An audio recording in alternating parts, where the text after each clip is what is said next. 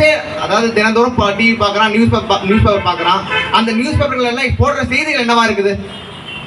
அப்ப செய்திகள் ஊடகங்கள் என்ன பண்ணணும்? இன்னைக்கு இயற்கை சார்ந்த செயல்பாடுகள்ல முக்கியத்துவம் கொடுக்கணும். அதை விட்டுட்டு எவனோ கொலை கொள்ளை கற்பழிப்புன்னு அந்த இதையே ஃபோக்கஸ் பண்ணா எப்படி இந்த மாதிரியான முன்னேற்றம் அடையும்? அதே போல இந்த பனை மரம் என்ன பண்ணும்? இப்போ ஏரிக்கரையை இப்போ ஏரி பாதுகாப்பு சங்கத்துல வந்தாரு. உண்மையா அந்த பனை மரங்கிறது ஏரியை பாதுகாக்கும். அப்ப ஏரி இருந்தா என்ன ஆகும் அப்படின்னா நல்ல நீர் வளம் இருக்கும். நீர் இருந்தா என்ன ஆகும்? நல்ல மீன்கள். இப்படி பல பரிணாமங்கள்ல இந்த பனை மரம் ரொம்ப பயனுள்ளதாக இருக்கு. பனை ஓலையில இருந்து பாய் கூரை.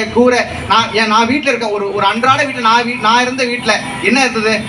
சாப்பாடு சமைக்கிறோம். தேவையில்லாத கல் எது எடுக்குது? தேவையில்லாத கல் தூசி எல்லாம் எடுக்குது. ஒரு முறம். அந்த முறம் எதுலேருந்து தயாரிக்கிறாங்க? பனையிலேருந்து தான் எடுக்கிறாங்க. இப்படி எல்லா பொருட்களையும் பாதுகாப்பதற்காகவும் அதை நம்ம சரியா செஞ்சுக்கிறதுக்காகவும் என்ன பண்றோம்? இந்த பனை மரத்தை எடுக்கிறோம். உண்மையாகவே இந்த நிகழ்ச்சியை நான் கலந்துக்கிட்டு பெருமையா நினைக்கிறேன். இந்த மாதிரி இந்த பனை மரங்களுடைய எண்ணிக்கை அதிகரிக்கணும். பனை மரத்தை நடணும்.